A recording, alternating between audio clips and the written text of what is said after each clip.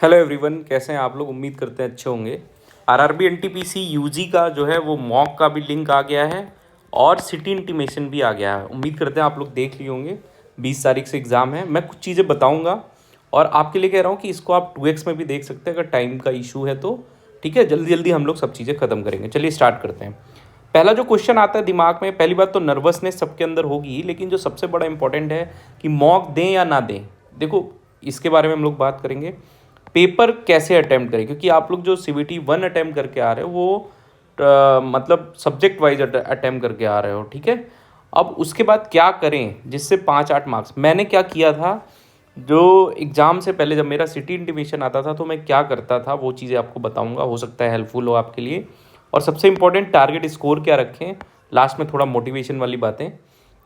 चलिए स्टार्ट करते हैं। सबसे पहला चीज़ देखिए, मॉक दें या ना दें, बहुत बड़ा क्वेश्चन होता है। क्यों, मैं आपको बताता हूँ। देखिए, कुछ लोग ऐसे होंगे जो NTPC ग्रेजुएट CBT 2 भी दिए होंगे, ग्रेजुएट वाला भी CBT 2 दिए होंगे, और कुछ लोग होंगे सिर्फ पहली बार CBT 2 देने जा रहे होंगे।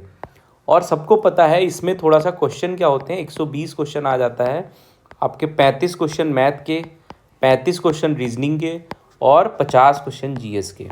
ठीक है, तो यहाँ पे क्या है, 70 क्वेश्चन आपको करने हैं। टाइम है 100, वही आपका टाइम है 90 मिनट, है ना। तो इस चीज़ को आप दिमाग में, पहली बात तो मॉक देने से ये चीज़ें सेट हो गई होंगी अभी तक। अब जो लोग NTPC ग्रेजुएट CBT 2 दे के आए हैं उन लोगों को मॉक देने की ज़रूरत नहीं है। क्यों? क्योंकि वो ऑलरेडी सब कुछ जानते हैं कि कैसे पेपर अटेम्प्ट करना है, क्या करना है, क्या नहीं करना है। और अगर वो रिवीजन पे सिर्फ फोकस करें, अपने रिवीजन पे फोकस करें, तो वो बहुत, मतलब ये समझ लीजिए कि 2-4 मार्क्स आपके बढ़ जाएंगे। रिवीजन किसका किसका करना है, कि जो चीज़ें आपने पढ़ी हैं, मॉक में पढ़ी हैं, जो कॉपी में नोट डाउन करी हैं, वो सब। हाँ, 2-3 मॉक दीजिए, मैं सजेशन दूंगा कि 2-3 मॉक का सजेशन मैं दूंगा कि आप दीजिए, लेकिन डीमोटिवेट होने के लिए नहीं, अपनी स्पीड देखने के लिए। और जब आपका जो है जैसे पढ़ते पढ़ते बोर हो जाए उस टाइम मॉक दीजिए, सिर्फ स्पीड देखने के लिए कि मेरे को कर लेंगे कि नहीं। जो लोग फर्स्ट टाइम दे रहे हैं CBT 2, मॉक दीजिए आप। मॉक देना बहुत ज़रूरी है, मॉक देना बहुत ज़रूरी है। और कब दे मॉक, जिस टाइम पे आपका एग्ज़ाम शेड्यूल हुआ है। ठीक है, जिस टाइम पे, जिस शिफ्ट में एग्ज़ाम शेड्यूल हुआ है उसी टाइम पे मॉक दें।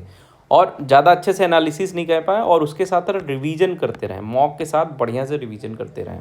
ठीक है, तो मॉक को आप 2 तरीके से समझ सकते हैं। अगर मॉक में आपके हमेशा परसेंटाइल 95 या 90+ आ रहे हैं तो आपका मॉक अच्छा है। किसी किसी में कम आ जाता है तो डीमोटिवेट नहीं होना है, ये होता रहता है, सबके साथ होता रहता है। तो मॉक दीजिए तो डीमोटिवेट ना होइए, तो मॉक दीजिए। अगर डीमोटिवेशन हो रहा है और रिवीजन आप नहीं कर पाए हैं तो पहले तो कहेंगे कि रिवीजन सब कुछ कर लीजिए अच्छे से। और एक चीज़ और बताएं, जैसे जैसे एग्ज़ाम आएगा आपको लगेगा कि आप कुछ पढ़े नहीं है, ये सब बिल्कुल नॉर्मल है। ठीक है, पेपर कैसे अटैम्प्ट करें, देखो कुछ चीज़ें मैं बताऊंगा, इसको ज़रूर ध्यान रखिएगा। पहली चीज़ मैं क्या बता रहा हूँ, पहले देखो, सब्जेक्ट वाइज जब क्वेश्चन आता है तो आदमी दिमाग लगा के जाता है। जैसे मान लीजिए 35 क्वेश्चन मैथ का, 35 क्वेश्चन GS रीजनिंग का, और 50 GS का। तो इसमें आदमी दिमाग लगाता है कि ये 50 क्वेश्चन हम लोग 20 मिनट में कर लेंगे।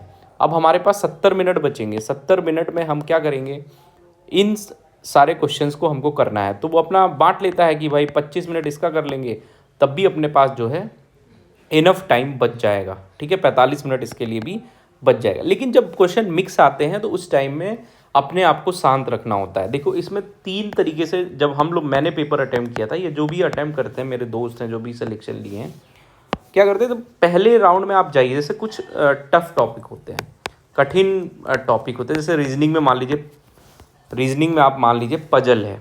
ठीक है, तो पजल वाला टॉपिक क्वेश्चन देखते ही स्किप कर दीजिए फर्स्ट गो में। ठीक है, दूसरा, सिटिंग अरेंजमेंट देखिए, उसको भी स्किप कर दीजिए। मैथ्स के कुछ ज़्यादा कैलकुलेटिव क्वेश्चन लग रहे हैं, उसको स्किप करते जाइए। ठीक है, तो ये सब मैथ रीजनिंग में आपको करना जरूरी, स्किप करते जाइए। कुछ क्वेश्चंस, अब GS में क्या करना है, GS में देखो कुछ क्वेश्चंस तो आपको आते होंगे जो एकदम श्योर होंगे, उसको करिए। किसी किसी क्वेश्चन में आप डाउट में होंगे, तो डाउट में जिस क्वेश्चन में हो उसका ऑप्शन टिक करके रखिए और उसको मार्क फॉर रिव्यू कर दीजिए। उसको क्या करिए, मार्क फॉर रिव्यू करके छोड़ दीजिए। बाद में आपको टाइम मिले तो उसको आके देख लिए, नहीं देखेंगे तो जो डाउट वाला ऑप्शन है वो तो कम से कम सही होके जाएगा ना आपका। तो इस चीज़ का ध्यान देना है। और जब सेकेंड अटैम्प्ट करें तो पहले इन सब क्वेश्चंस को, जो आपको लगे कैलकुलेटिव हैं, इन सब क्वेश्चंस को देख लें, या GS वाले क्वेश्चन देख लें। और यही इसी तरीके से पेपर अटेम्प्ट एक बार में, ये नहीं कि जो टफ टॉपिक हैं, कठिन प्रश्न लग रहे हैं, बहुत लेंदी लग रहे हैं, उनको छोड़ना है पहली बार में, नहीं तो बहुत सारे बच्चे पूरा पेपर अटेम्प्ट नहीं कर पाते हैं। ये आप चीज़ें समझ लीजिएगा, ठीक है। बाकी यही है कि जो पढ़े उसको रिवाइज करो, करंट अफेयर वगैरह पढ़ते रहो। आगे बात करते हैं 5-8 मार्क्स। देखो मैं क्या करता था, जब मुझे एग्ज़ाम का सिटी इंटीमेशन आ जाता था, तो जैसे मान लो मेरा 11 बजे से एग्ज़ाम है, तो मैं अगले 10 दिन जो होता था ना, क्योंकि वो मैं 11 बजे बैठ के मॉक देता था डेली, उससे क्या होता था, जब मैं एग्ज़ाम सेंटर पे जाता था तो 11 बजे के लिए मेरा माइंड जो है वो एकदम प्रिपेयर होता था कि अभी भाई हमको टेस्ट मोड में चले जाना है, अभी एग्ज़ाम मोड में हमको चले जाना है। अगर ये आप लोग कर पाओ तो करो। हाँ, मेरे भी मॉक्स में अच्छे नहीं आते थे, लेकिन ये मैं रिवीजन मेरा कंप्लीट रहता था, तो मैं ये चीज़ें करता था।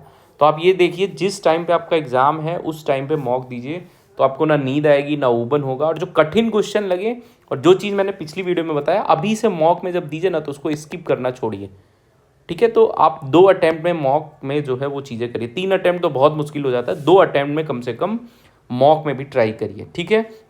और क्या करना है भाई, देखो रिवीजन कर लो, जो भी फॉर्मूले हैं आपके मैथ्स में, टेबल वगैरह हो गई, स्क्वायर हो गया, क्यूब रूट हो गया, उन सब का अच्छे से रिवीजन करो, और बैठ के 10-15 मिनट मेमोराइज करो। कुछ मत पढ़ो, आंख बंद करके चीज़ों को मेमोराइज करो, क्या मैंने पढ़ा है, क्या क्या चीज़ें। तो ये बहुत काम की चीज़ें, मुझे तो बहुत हेल्प मिलती थी इससे, तो आप ये कर सकते हैं, ठीक है। उसके बाद अब टारगेट स्कोर की बात करते हैं कि टारगेट क्या रखें। देखो मैं आपको कुछ चीज़ें बता रहा हूँ, बुरी भले लगे आपको।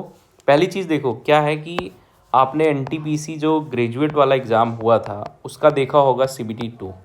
तो कुछ एग्ज़ाम जैसे चंडीगढ़ जो उनका मैं बताता हूँ, मेरे भाई का जो मार्क है वो 91 पॉइंट समथिंग है, ठीक है।